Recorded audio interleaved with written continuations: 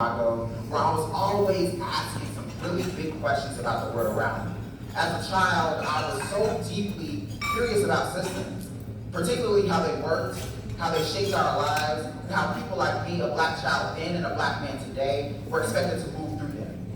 I knew and I understood that I wanted to live a life of impact. And I knew that education, especially as a first generation college student, would be a vehicle for me to get there. At the same time though, I was also bitten by the arts bug early on. You can't tell, my voice is probably radiating all over this campus. I was bitten by the arts bug really early on. So I grew up singing, dancing, acting, performing in the church.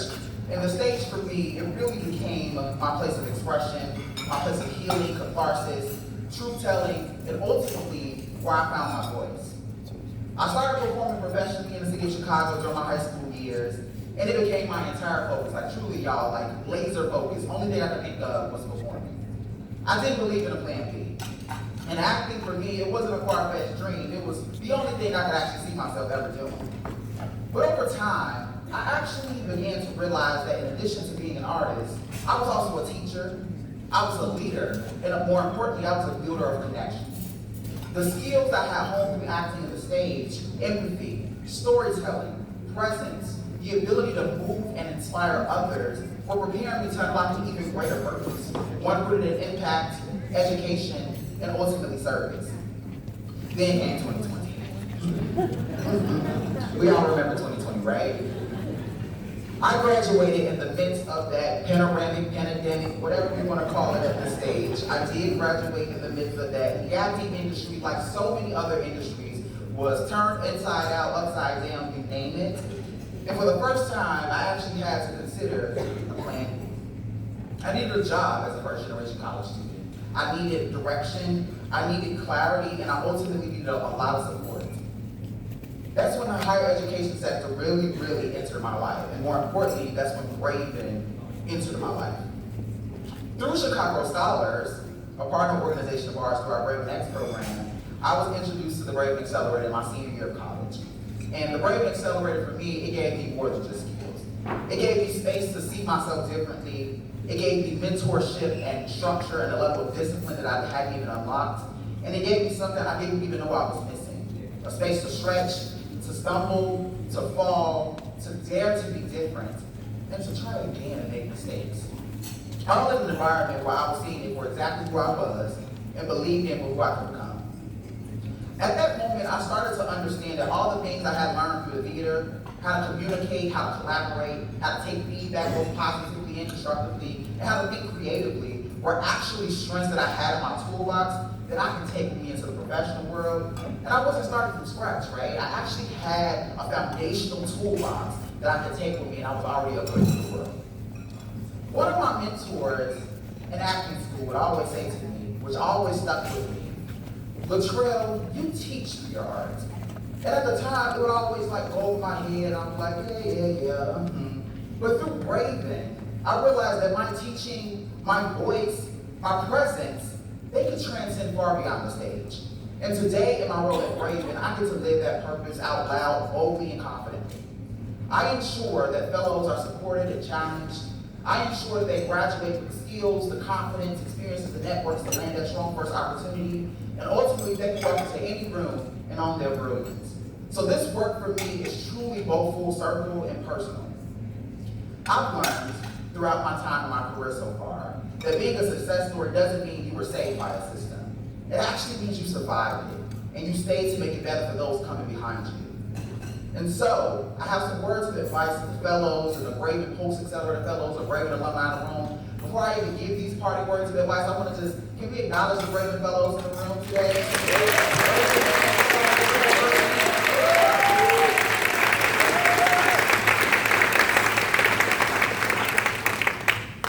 So to my fellows and my Braven Post-Accelerator fellows and alum in the room, I want you all to know that your voice is powerful even when it shakes. Know that you belong, even when the room makes you feel like you don't. And know that it's not just possible, but it's absolutely necessary for you to dream audaciously, lead boldly, and take up space with the fullness of who you are. And also, as you probably have heard from my journey, your journey is not a straight line, and that's actually okay. In fact, It might be non-linear, but it's a process of becoming. So stay curious, stay rooted, let your mentors pour into you, but never forget that you are the main character. This world absolutely needs your brilliance. We're in a pivotal moment right now in American history, and I'm going to repeat this one for y'all. This world needs your brilliance, it needs your resilience, and it absolutely needs your vision. And that's what mentorship can do, and that's what it's done for me throughout my career so far. It's built bridges between who we are and who we're becoming. It rewrites the stories we tell ourselves. It whispers yes when the world says maybe. And it says you belong, you're ready, and we see you. And now, it is my absolute honor to introduce you all to our keynote speaker for this celebratory luncheon. Dr. David E. Yeager is someone whose work has deeply influenced the way we think about mentorship, purpose, and belonging, especially for young people navigating complex systems. David is a professor of psychology at the University of Texas at Austin and the co-founder of the Texas Behavioral Science and Policy Institute. He is best known for his research conducted with Educ, Angela Duckworth, and Greg Walton on short but powerful interventions that influence adolescent behaviors. So these include motivation, engagement, healthy eating, bullying, stress, mental health, and so much more. And for those of you in the room who are interested in learning more, I highly recommend checking out this masterclass. The Power of Mindset, Mastering Mindsets for Performance and Success. He's also recently published a book, which I know my fellows already have in the room, 10 to 25, The New Science of Motivating Young People. So without further ado, I'm going to get off my soapbox now, and please join me in welcoming Dr. David Yeager to the stage. Thank you all.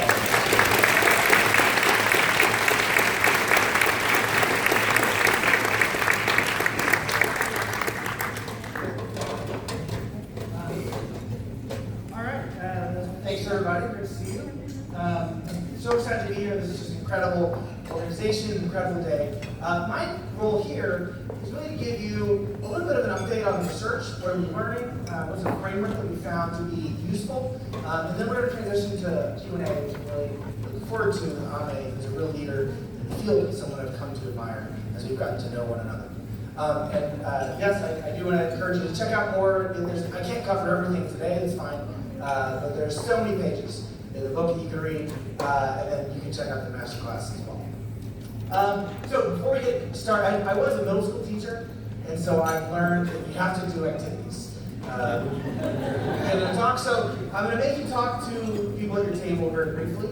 So if you could, fill in the blanks in your head, and then share your answers with a neighbor. Given that young people are blank, the best way to motivate them is to blank.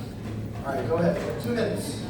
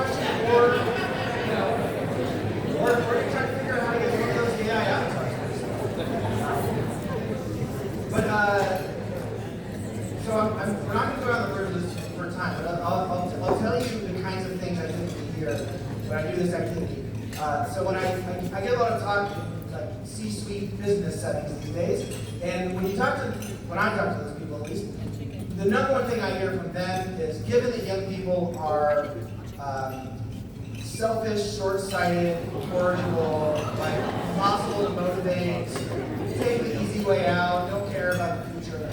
The best way to motivate them is to have, strong incentives, tools of control, nanny cam. There's a kind of like external regulation kind of approach to this. There's a lot of like complaints about young people these days. That's that answer. Parents are interesting. A lot of parents are, given that young people are stressed out, overwhelmed, traumatized, suffering from all kinds of toxic experiences, the best way to motivate them is to guide them, protect them, shield them from distress, etc. So that's a big narrative in our society. K-12 teachers are hilarious. K-12 teachers are like, given that young people are our nation's best chance for a hopeful future, and a light of curiosity and wisdom and change in our world. The best way to motivate them is to unlock their equity, etc. So you might be somewhere in the middle of all these different examples.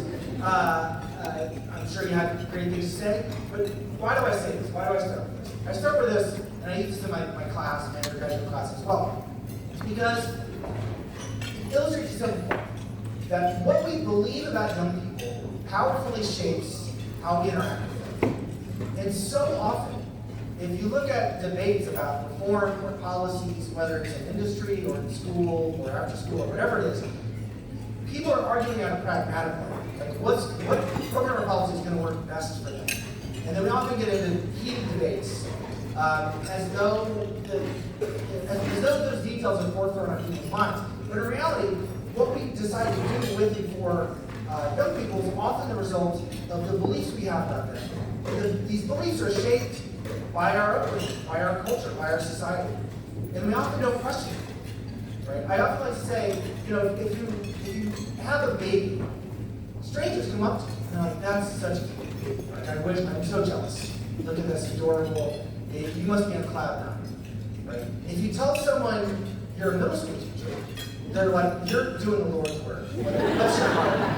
And no one can believe you talk to teenagers on purpose. Like when I was a teacher, my wife was doing social work. Like people thought we were lunatics. Like why would you on purpose? But it's weird. It's weird that we've taken an entire age group, and as a society, we have this narrative that they're incompetent, they can't do anything, their problems have to be managed, they're feeble, etc.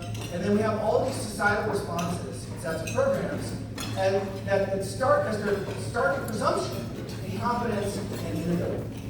And what I want to argue is that the most important starting point is to challenge that, come up with an alternative, and then we'll see that better, more effective approaches start making more sense for us, and that these can have applications across a number of settings, whether it's the employers who take on the Braven fellows and mentor them, or it's the educators at the higher education institutions who are supporting them as they meet the challenge of entering the labor market.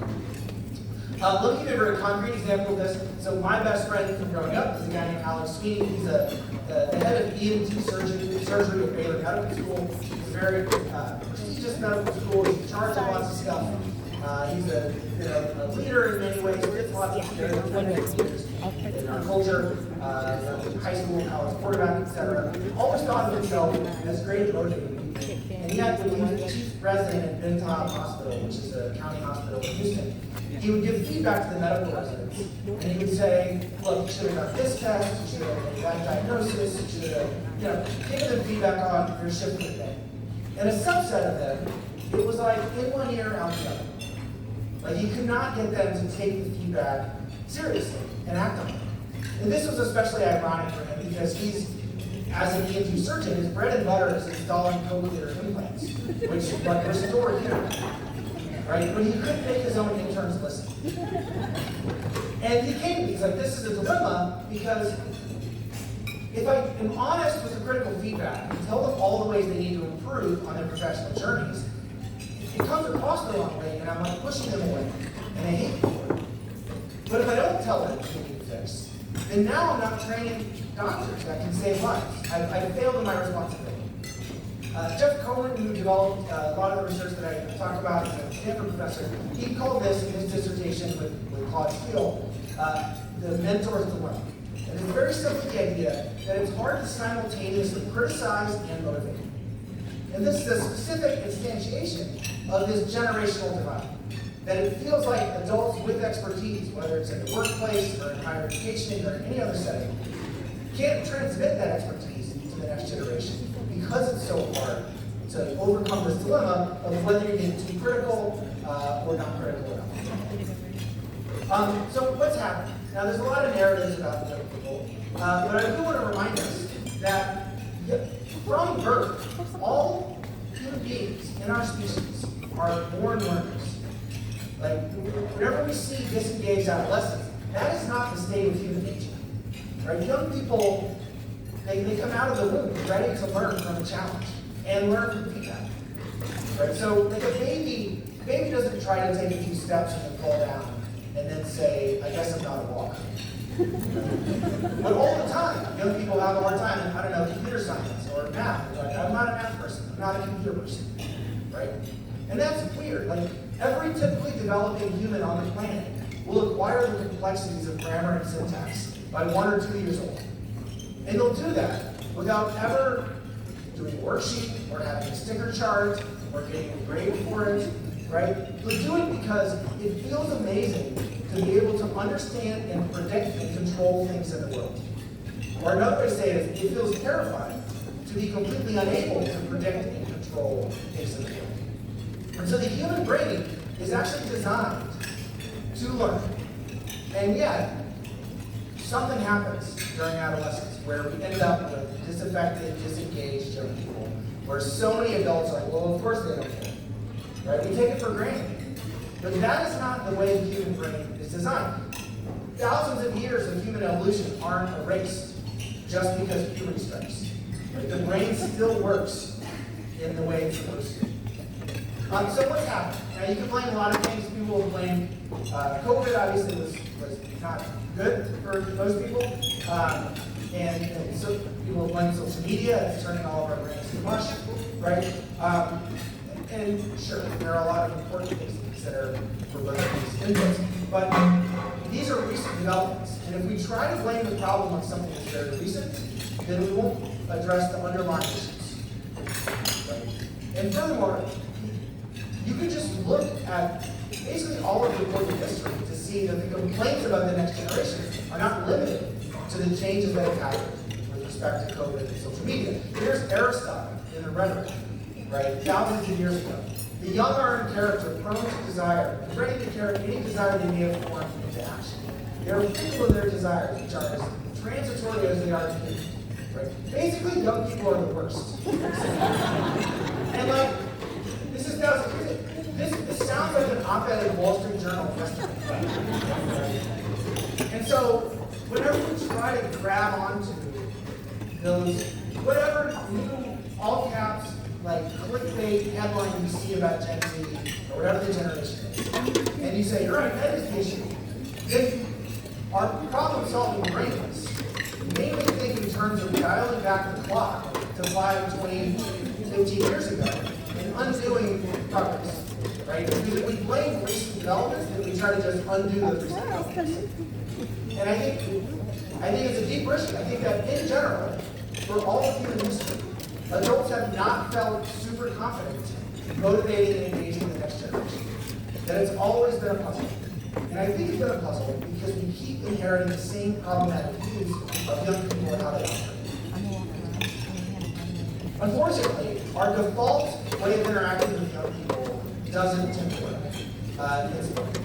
The way I characterize our default way of interacting with young people, which I think is part of the problem, is drone-splaining. And I'm now going to mansplain drone-splaining to you. This is very simply the idea that we say, I, with my smart adult brain, have thought through all the choices you should make in your life. Now I'm going to tell them to you very clearly. And if you don't do them, that's because you, with your dumb teenage brain, are short-sighted or rational and can't make a good choice. Okay? Like, another way to say it is, adults talk to teenagers or young adults the way Americans speak in foreign countries when they don't speak the language, and they just yell English louder at other people. Like, where's the Eiffel Tower? That's the Eiffel Tower. So what happens in the teenage brain when we adopt this classic communication style? Well, that's a question that some of my friends answered years ago. So Ron Dahl is a neuroscientist at Berkeley. He's an amazing scholar. I recommend checking out his work. He had an NIH grant with Jennifer Silk. It was a broader study of teenage girls and their moms. But at some point, they had a great idea, which was, what if we brought in the teenage girls in our study and had them listening to recordings of their moms nagging them, and then looked at what happened in the brain when your mom is nagging you. Okay? Now, it could have been sons and fathers or any other combination. It happened to be moms and daughters. Here's an example. This is a very technical art, and it's mostly acronyms, this article, by the way. It's very serious neuroscience. But in the middle of it is this quote from the mom. It's what one of the moms said that the teenager listened to on the headphones as the magnet was whirring around her head and detecting blood flow in her brain. The mom said, "One thing that bothers me about you," it's like, we're already off to a bad start, "is that you get upset over minor issues. I can tell you to take your shoes from downstairs. You'll get mad that you have to pick them up and actually walk upstairs and put them in your room. You'll get mad if I tell you that your room is a little dirty and just needs sweeping and dusting. You get upset if your sisters want to do something that you don't agree on, the three of them do, you don't want to do it. You get upset too easily, you just need to calm that down." Oof. Alright, so what happened in this study? Well, I'll tell you what happened 0% of the time.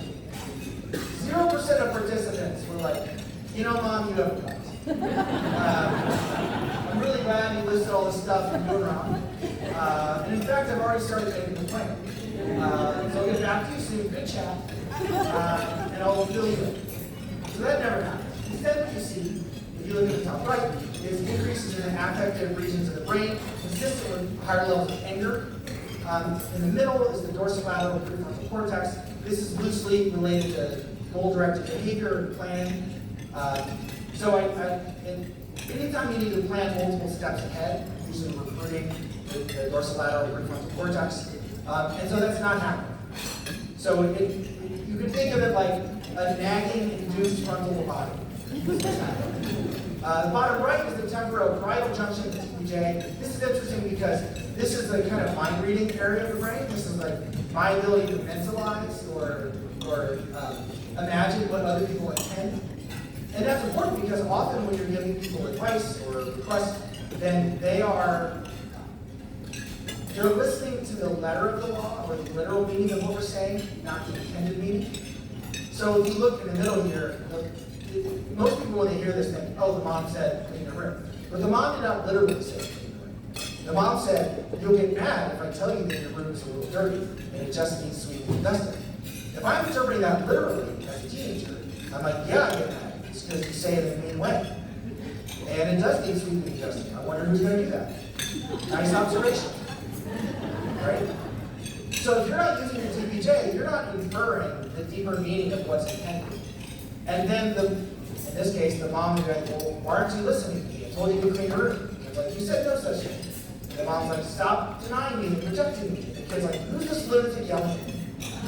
Right? We say one thing, they hear another, and there's a fight over the misinterpretation.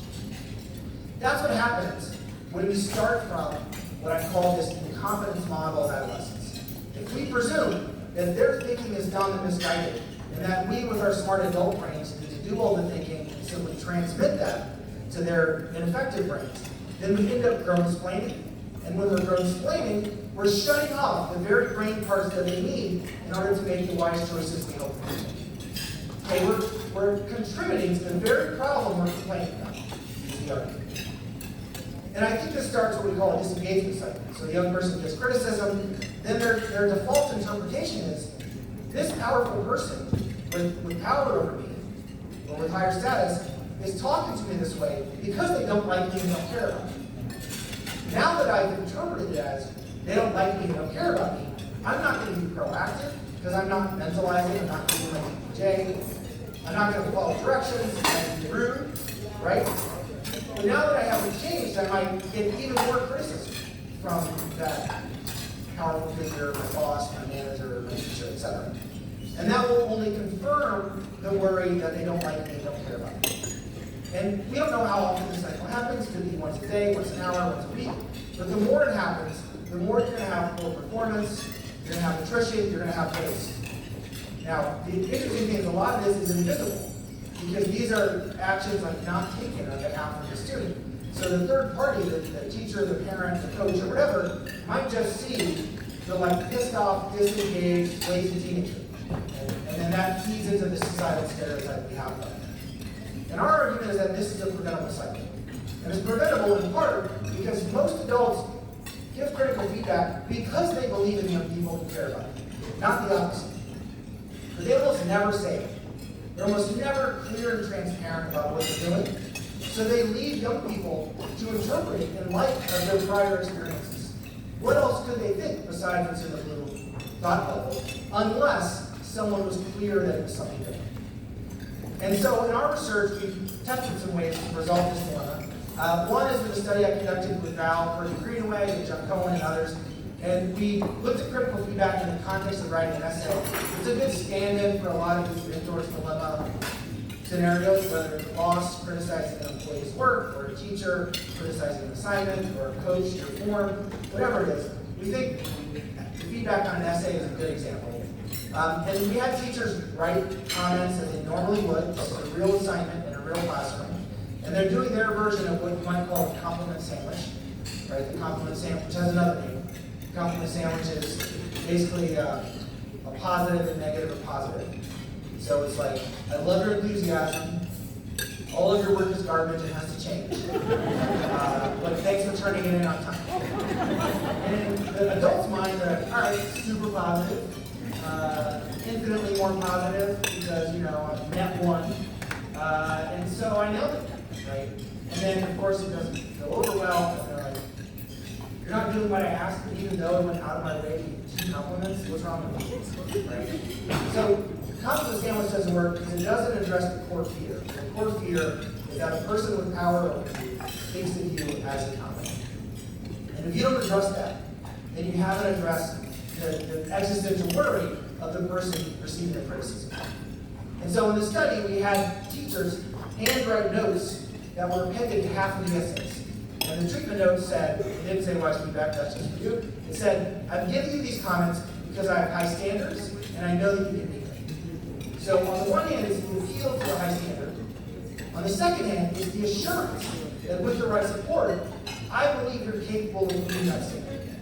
So it takes what previously felt like an insult, which was, your work's not good enough, and it takes it to an implied compliment. I'm taking you so seriously because of my belief in your potential that I'm investing time and effort into this feedback. And furthermore, I will walk the journey with you until you meet that high standard. Right? Now, that's in most people's hearts when they're providing feedback. And yet we hardly say it, and we presume our behaviors will be interpreted in the best possible way. Right? We walk around and go, I've done this noble thing. Of course, everyone will receive me as having done this noble thing. But that's not the case when people are used to negative experiences in the past. So what happened in the study? Well, over the next week, students had the chance to revise their essays or not. And what we found was a rather striking increase in the rates of students turning in a revised essay, from 40% in the control to 80% in the wise feedback group. Okay. Now think about that. In the control, all of the students got feedback. Like teachers spent all night grading essays, providing comments, right? And 60% of the time, there was no change in it. And of course, that's infuriating for mentors, right? You're putting in a lot of time and effort. And then the young people are like, no, I'm good, right? That contributes to this societal narrative about them, right? And yet, when the adult was simply clear, this is a circumstance in which you can trust that my feedback is on your side, right? Then we saw a doubling of the revision rate. And let's think about that. I mean, I'm a parent, I have 4 kids. If twice as many of my kids listen to me when I ask, then at least 2 of my 4 kids would have pants on by the time we get to school. And that would be great.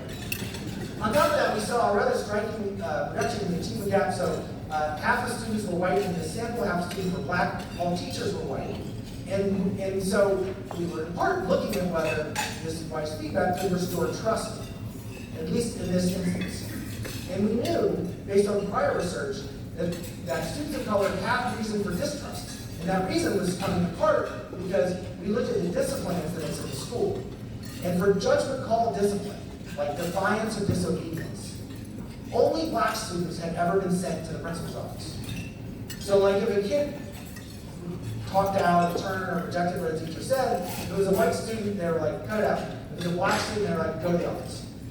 So kids knew that, right? And that's a background for getting the feedback on your essay.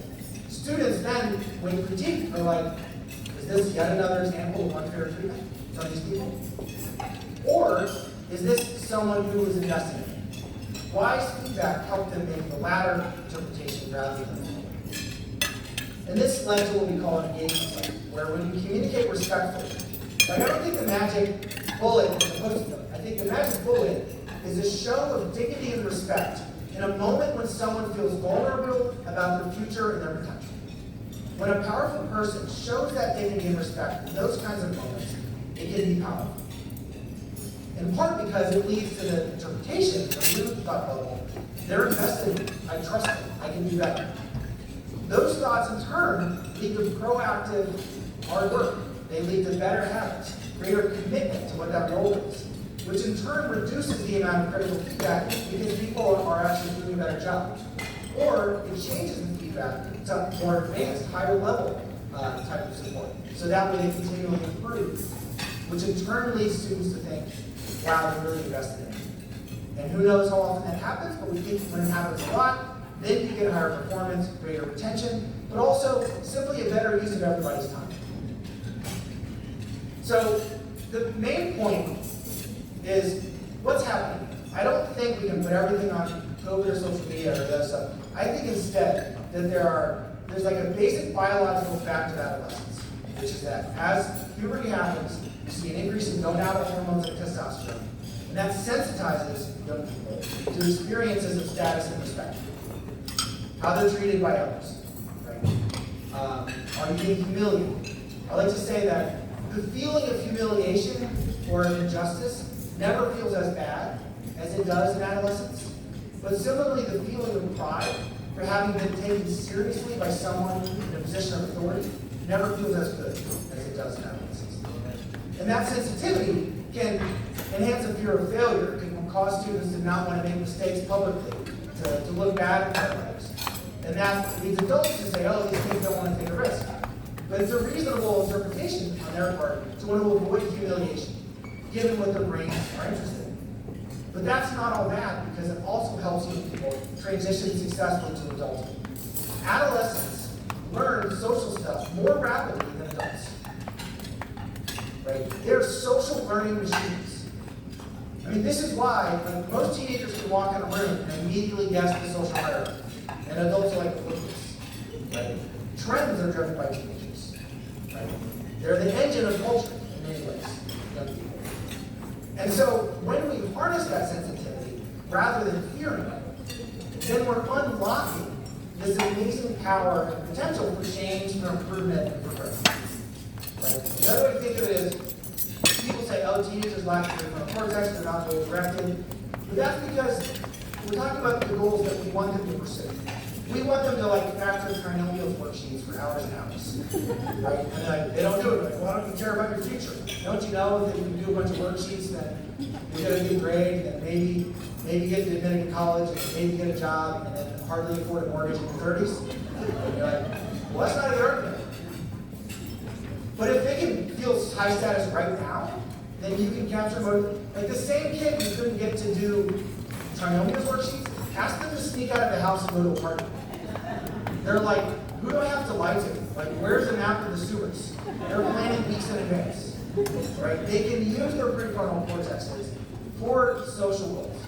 And so what we want to think about is how to unlock that. And just to end, and then we'll go to the final slide, is what it means, I think, to be the walking, talking embodiment of that wise feedback loop, to not be grown-splaining like in the NAGIC study, is to have what we call a mentor mindset. And this is very simply the idea that when we have very high standards, we're demanding, but we're very supportive, then young people have the chance to earn high-status, meaningful reputations.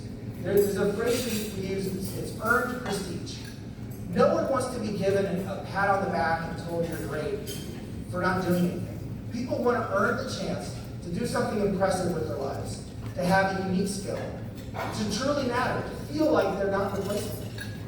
And when we use the mentor mindset, we help people develop those skills, earn positions in rigorous opportunities. But we do it for everyone because we're supportive. And then there are at least two opposites, and then we'll go to Q&A. One is what I call the enforcer mindset. This is all standards, no support. This is like a yell, tell, blame, and shame approach. This is someone who says, look, here's the standard, you can meet it or not. Right? When you do that, you increase inequality. Because if this is the standard and this is the amount of resources, guess who has the opportunity to make up those missing resources? It's the people who have the most advantages. So if you're just enforcing standards and not supporting everyone, then you end up with obviously underutilization of talent in our society, but also greater inequality. Protector mindset is the other kind of error. All support, no standards. This is someone who says, every night I just want to put my hand on my pillow and just convince myself that they knew I cared for them. Right? But we haven't held anyone to a rigorous standard, so they haven't really developed. And I think a lot of us in this mentor's dilemma get stuck between the top left and the top right. We think those are only two choices, and they're not great. And my argument is, if you see yourself inclined to enforcer, great, you got the standards, add the support, and add them for everybody. If you see yourself inclined to protector, great, you got the support, add the standards, and add them for everybody. And let's move to that mentor mindset where we both get greater achievement for all, but also greater equality. So thank you very much for the setup, and now we'll go to Q&A.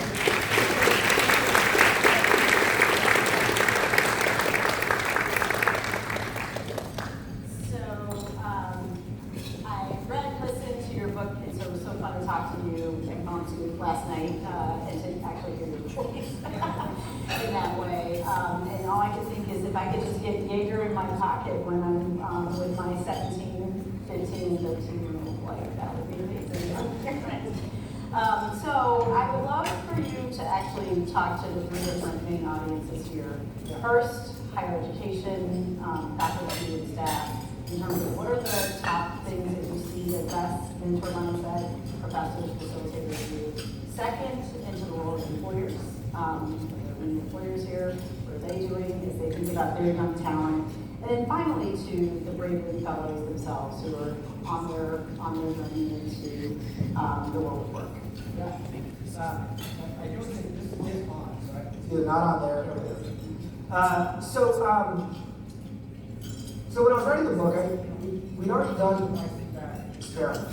We had those data, but I didn't know what it looked like in practice. So I tried to go find exemplary managers, capable educators, higher ed educators, coaches, etc. And I tried to watch what they do. And they're all doing a version of this mental mindset, the high standard, high support.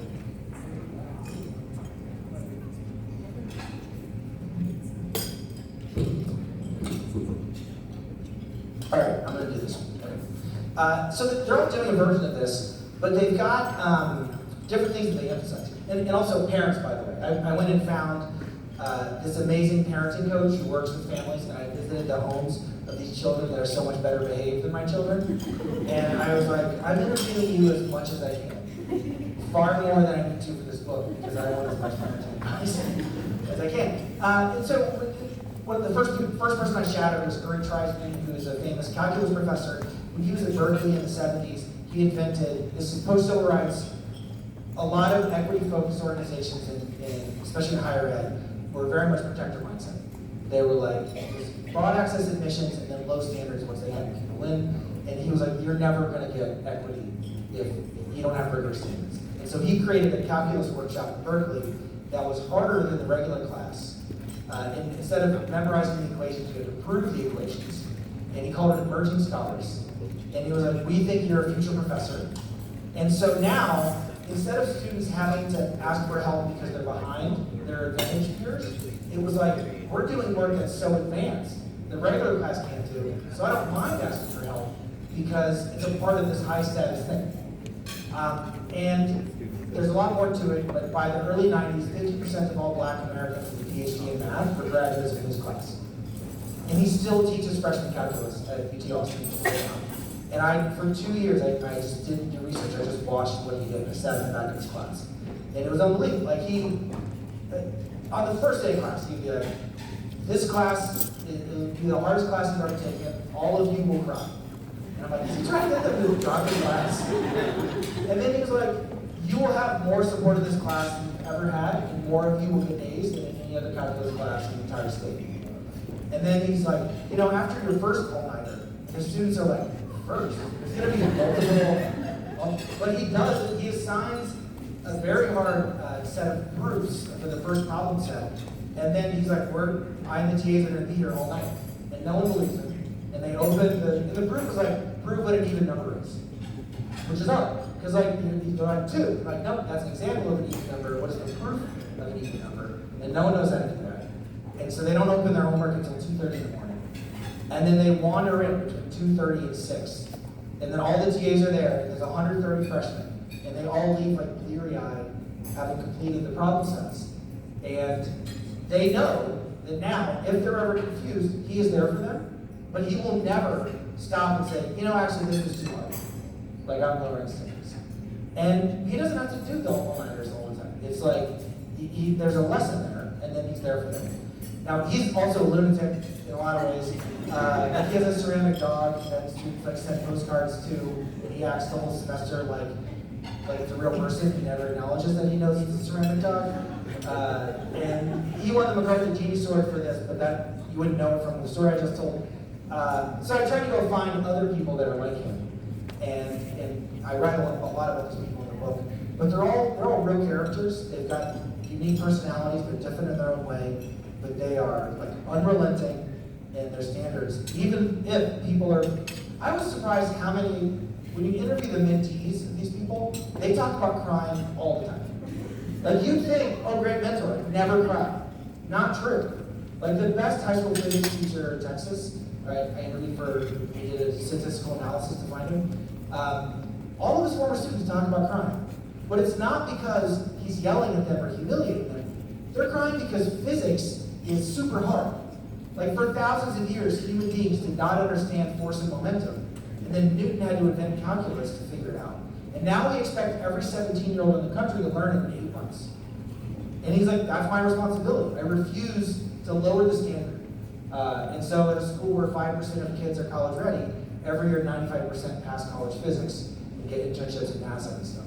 So there's more, but those are some examples. Let's go to the world of employers. What have you seen? Yeah, so employers, at some point I just cold emailed Satya Nadella with Carol Dweck and I did, and he was using our research to reshape the culture there. And he replied in like 5 minutes. It was unbelievable. And we met with him and Kathleen Hogan and the whole senior staff. And I told him about Sergio, like I do every single person I talk to. Sergio is this great physics teacher I was describing. And I was like, let's find the Sergio of Microsoft. And so we did an analysis of who's the manager who retains their 20-somethings the most and gets them basically promoted ahead of schedule where they're not recruited by competitors. Right? So for a long time, Microsoft lost their best people to Google and Apple and stuff like that. Now they retain them. But not every manager does it as well. And we found this woman named Steph Akamoto, and definitely very demanding, but she's got a way of, as soon as she onboards a new 22-year-old, it's like, what is your stretch project? So that at your performance review, everyone can say, I can't believe you did this above and beyond thing already so early in her career. And they choose that together. She doesn't say, I'm entitled to 100% of your time, and now I'm going to add another 50%, and now I'm going to burn you out. She's like, I think you could be one of the top performers and have a reputation and have my skip boss know who you are. What's a project you want to do so that you have that reputation? And then she does not do it for them. They go do it, but she is all blocking and tackling. Because in large organizations, other managers are very protective of their resources. So if you've got some enterprising 22-year-old, other managers are like, what are you talking about? Like, engineering doesn't want HR talking. Right? And so she's in HR, and then she'll call the manager of engineering and be like, can you please let my awesome 22-year-old create this new dashboard and platform and just give her a little engineering time? And that's what the kind of stuff she'll do. And then she also meets with them, and when she meets, she's all questions. So a lot of managers sit there, actually professors like me, and just talk. And they're like, I'm the expert, I know a lot, I'm just gonna tell. That's a classic flaw in mentorship. Is you sit down with your mentor, and like, let me fire hose you with a ton of advice. And Steph learned to never do that. It's like, what are you working on? Okay. Where are you stuck? Okay. Is this thing still important to you? Okay. What do you want to do next? All right. And then after they give her lots of information, she has learned to ask, is this a problem you want me to help you solve, or are you just venting? And a lot of protector mindset leaders immediately jump in, especially if it's a young person that are invested in their career, or it's like someone from a special program. You want to protect everyone from any toxic part of the organization, and then they go make it worse, because now they go try to fix the problems for the young person, and then everyone else in the company thinks, oh, that young person can't deal with themselves. So she never does that. She's like, do you want me to help or not? And usually they're like, no, I just want to talk to you. So there's a lot more, but I've interviewed Steph on a bunch of podcasts now, and now she's the head of manager excellence and service now, and is a real leader in the field. That's great. Last question for me, so then I'm opening it up to others. 10 to 25. So for the fellows in the room, like that's a really long time span to focus on in terms of development. Why all the way from 10 to 25? Yeah, I mean, I called the book 10 to 25 so that way it can have an infinite number of sequels. Because the number line can be divided infinitely. So I got a note from a fourth grader who was like, Dr. Yeager, I'm very upset that you've not included 9-year-olds in the book. They're very excluded. So the 10 is roughly the start of gonadarchy, which is the kind of gonadal axis of puberty. There's adenarchy and gonadarchy. And so that's roughly when the brain starts being sensitized to status and respect in the way I described. And 25 is roughly when we tend to adopt adult-like roles in our culture.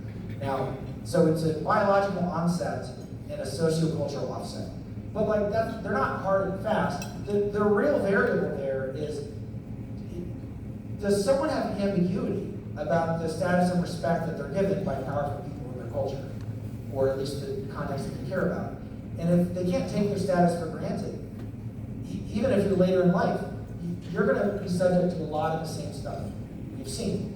So, for example, a guy who's the general counsel at a large law firm, or no, a large Fortune 500 company, he's the head of the general counsel. He's at the top of his game, so he's the one giving feedback on his day-to-day. But at night, he's trained to be a teacher. And I was like, once you retire and you're a teacher and your principal comes in the back of your room and starts critiquing everything you're doing, are you going to be like those teenagers? It's like, absolutely. So I think it's really about status ambiguity, which now go back to our fellows. There are times where you are the high status person, you are mentoring someone else, and you have to put yourself in the shoes of the person receiving feedback, right? Similar to the teachers giving the feedback on the essay. There are other times when an employer will be talking to you, and you're going to interpret what they're doing in a totally different way, right? And so part of it is you have to be attuned to like what's in their hearts that they don't quite know to say, right? And find that charitable interpretation, and then test it and see if it's true, if they are actually invested in you. And if we do that, then I think mentors will be more effective because they'll impart know what they need to clarify, and mentees will be better at extracting resources and support, et cetera, from people in charge. Yeah, I always think of feedback as a, excuse me, as a gift. All right, what questions do people have? Yes? So you talked about how young people are more sensitive both to criticism and to success, and how to use that for advantage. So the flip side of that is if you're an older person, how do you evoke that attitude of the inner child so that you keep your enthusiasm and love of learning throughout life, and also going back to the examples you gave of the instructors,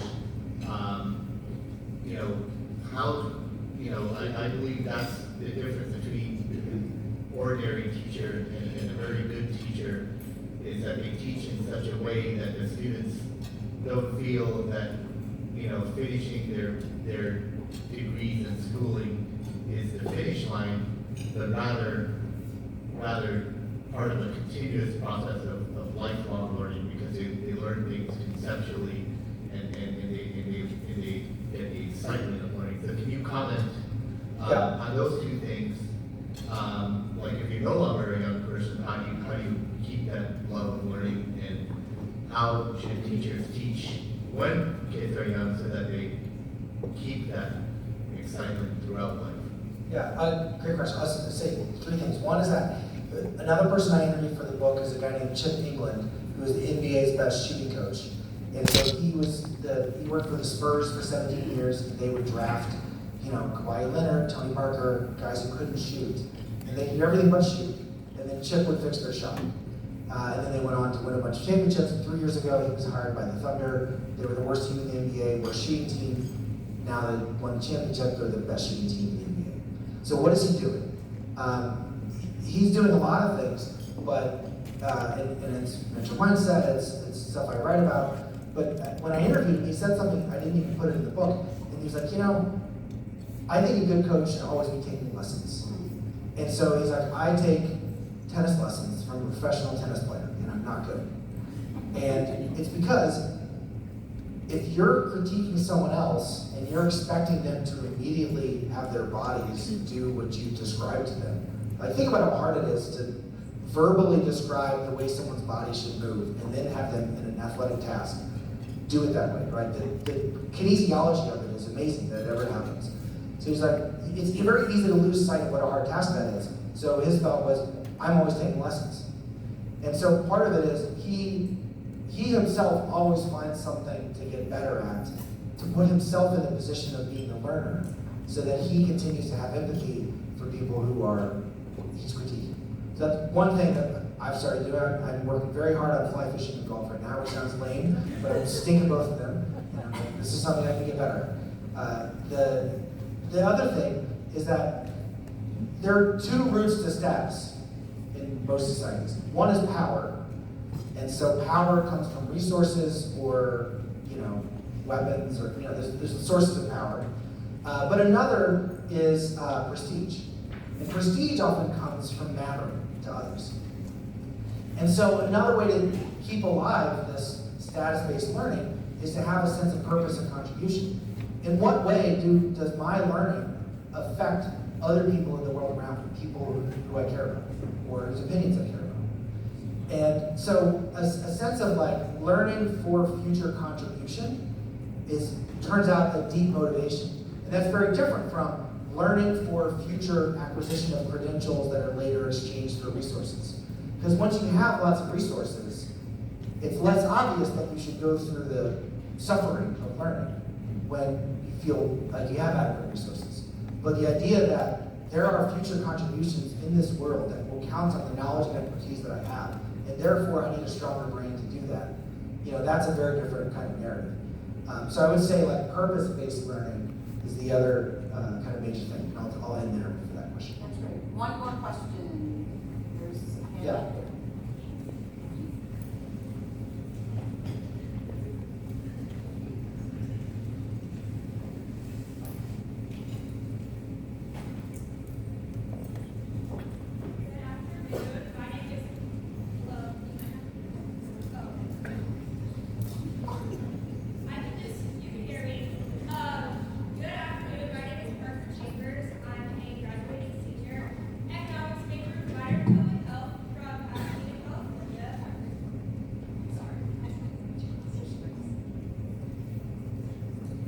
And I'm writing it down. So I am neurodivergent, and so I have ADHD. So as I was listening, I was just kind of wondering, how does your research or framework account for neurodivergent students, especially those whose learning styles, attention patterns, or executive functioning differ from neurotypical norms, and environments where mindset and growth are emphasized? I feel like sometimes neurodivergence is overlooked, and raised. And so what strategies or policies do you think are effective in ensuring that motivation theory interventions are inclusive and actually help neurodivergent youth thrive rather than forcing them into a one-size-fits-all, and also not making them feel like they're different or other against, I guess, non-neurodivergent? Yeah, great question. I have 2 kids of ADHD. One, my second son, or my second kid, my older son, has lots of other issues as well. So plenty of challenges. I'm constantly having to explain this stuff to his teachers. So I would say they're not that interested in me being like, I think you should read my book. So 0% of teachers are happy at that conference. So a couple of things. One is that in chapter 10, I write about this great guy named Kayvon Stassen, who runs the Frist Center on Autism. And he's a legendary guy. I actually met him part of a KIP event that Richard Bartz put on in 2016, because he invented what are called bridge programs. So where you, in physics, for example, physicists typically just have a cut point on your GRE of 700, and if you're not above it, then you'll never get into the physics program. And he was like, that's dumb. You should judge future physicists based on their ability to do professional physics rather than their test scores, which are a reflection of their high school math class. And so he single-handedly has produced about half of all racial diversity at NASA in their astrophysics program, graduated over 100 PhDs from mostly women of color, incredible leader. But then after that, very successful effort, which is still well known and still ongoing, he started an entirely different center on inclusion for autism. And that was interesting for him because he went to Berkeley on affirmative action. He always felt, the stereotype threat, et cetera, himself. So he empathized with students really easily when it came to racial or ethnic diversity in science. But when it came to autism, he didn't have an instinct for it. And his son is highly autistic, but he didn't really know how to react. And so he had to come up with a totally different version of mentor mindset for inclusion of autistic individuals in science. And probably the best distinction that I learned from studying, I've interviewed these students, I visited, I talked to a lot of these people. Probably the biggest insight for me was a distinction between the intellectual demand of what you're asking people to do and the logistical demand of when you do it and how you do it. And so let me just draw the clarification, this totally relates to ADHD. A lot of professors think what it means to be a rigorous professor is that I'm inflexible on deadlines, timelines. You have one chance to take the test. If you don't ace it, then you lose those points, you're not going to pass. If you don't turn in your assignment at a certain time, then it's 20% off every day. Pretty soon you're going to fail, etc. So it's a lot about the worry that if I'm flexible on logistical stuff, then I'll be viewed as a pushover, and then students will take advantage of me, and then no one's going to learn, and now I've wasted my time. Okay, that's a fear that professors have. And what Kayvon is like, no. The goal of an astrophysicist is to do astrophysics. And we do not care how or in what order they do it. We are trying, here's a real project this lab is doing. Landing bombs on asteroids so they don't kill the human race. It's a real project, not a movie. Here's another project. Finding exoplanets and assessing their atmosphere. So these are Earth-like places that human beings could possibly escape to. So he has at least 2 projects that could plausibly save the entire human race, right? He's not interested in intellectual pats on the back, right, of great job. But he also does not care if you need a quiet and dark room as an autistic scientist to do your stuff, right? The goal, in his mind, is to have as much talent as possible in his field so that we literally save the human race. And so he's very flexible on logistical stuff. And this is before anyone was on Zoom. His lab was virtual. And the reason why is that for an astrophysics lab, you're in a dark, concrete, echoey lab room where there's all kinds of sensory overload for autistic scientists, and it's really stressful for them. So he allowed people to, it's 2018, he allowed people to join lab meeting virtually. He's like, I don't care what you are, just be 1,000% focused. He had another student who, anytime he gets frustrated writing a program, with his autistic scientist would bang the computer on the shelf and crash it into a million pieces. And so a lot of people would be like, that's my grant money, just threw down the drain, you're not respecting the equipment, so get out of here. And he was like, let's get you a construction laptop. And so he got like a bulletproof that you could drop off a 90-story building kind of laptop. And then that student wrote a software program that NASA has now licensed to find planets for life. So I think similarly with ADHD, I definitely want people treating my kids as though they can do the hardest content. They can do meaningful projects that are going to allow them to have meaningful places in the labor market. And I definitely don't want people to shame and blame my kids for whatever, like needing to stand up or forgetting where they're supposed to go, right? I mean, 2 to 3:30 for my son is like the worst. Like he has no idea where he's going. Like just yesterday, got on a bus, supposed to go to cross country. No one told him, it's struggle every day. But like, I don't want him walking around feeling like a bad person because of the logistical way he completes things. I want adults to take him seriously for his contribution. So David, we would love to hear like your final thoughts of what's next in about a minute, and then I'm going to wrap us up in 2 minutes because we have time is not quite on our side. Yeah. But what's next? What's next? What do we Well, look can we forward put to? the slides back up? There's just one slide I want to end on that has like a bunch of bullets of stuff we're working on. All right. We're pretty late in the slide deck here. Can you go to the next slides? All right. Okay. So one is like we're looking at McDonald's. It's super interesting. There's a bunch of laugh lines in there, so just pretend like that was hilarious. So one of the things we're doing is trying to find common communication challenges and that derail the progress of young people, where adults are often well-intentioned, and then coach the adults to speak differently in ways that empower and support. So rather than like a fix the young person type of solution, you don't have the skills, you need this or that. It's more like adults aren't communicating in the smart way that's empowering you. So we're in 40 McDonald's restaurants in West Virginia right now. We have the Jaeger in your pocket app. So before you go yell at someone for wearing the wrong non-stick shoes or not wearing the blue gloves, you're like, all right, how do I talk to this employee? And then the first thing it tells you is, ask them why they're not wearing the blue gloves. And then wait for an answer. And the manager's like, oh, okay. And then they do that, and then they're like, you didn't refill the gloves. I'm like, oh, okay. Rather than give them a lecture and go explain why they need to wear the proper gloves. Similarly, we're working with Walmart. They have 1.3 million employees, lots of non-college educated individuals who have managers who just shame, blame, yell, and tell, talk down to them. In service, McDonald's turnover rate is 160% every year. So for every 100 jobs, they have to hire 160 people every year.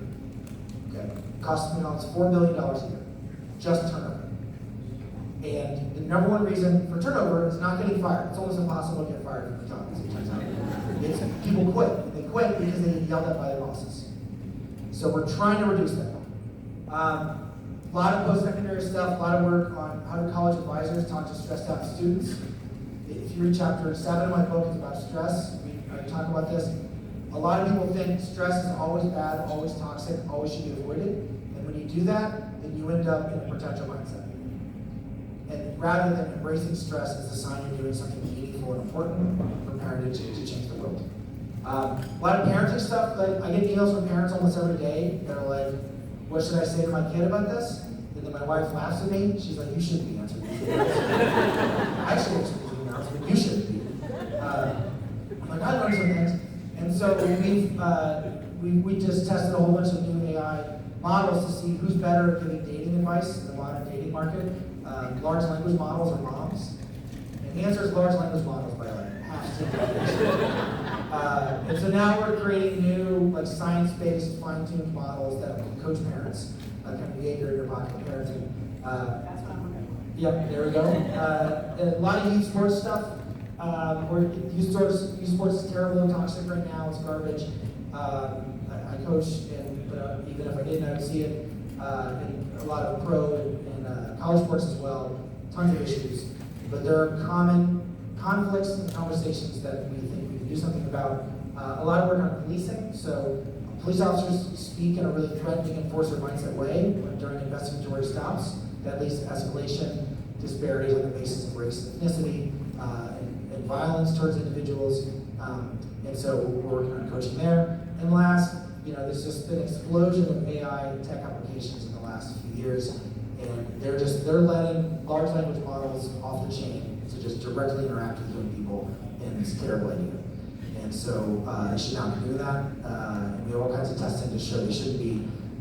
So what are the benchmarks? How do we have a smarter use of AI rather than kind of unfettered dialogues with models? So if any of those things interest you guys, I'd love to hear more. But we have a new lab we're calling Alpha Motivation Lab to try to take on these big puzzles. Amazing. Please give it up for you.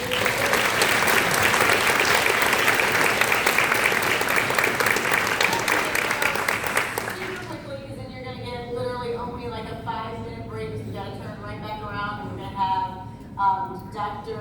Vincent Boudreau come up from the City College of New York to introduce the next session. That said, table 19 is a young person named Gabe Trotter. Stand up, Gabe.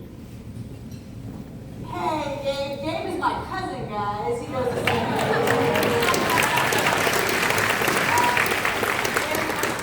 Braven 13 years ago with a bunch of other folks around here. People often would come and see our work and say, gosh, this is so good, I would put my own child through it. And I always found that boggling. Because I was like, well, I would build something that I would my own children, my own family go through. Just for the Spelman crew. Anita Davis can get into Spelman in 2 years, that'd be amazing. But in all seriousness, I would want my young people in my life and close to me to go through Braven. And so I'm super excited that Gabe is here at San Jose State and has gone through Braven. That said, Diana, Colin, where are you? Stand up. And the Bay Area team, the Bay Area board, thank you all so much for all that you have done. Diana, I don't know if you're still in the room, but your team I know is in the room. And then the entire Braven team as well.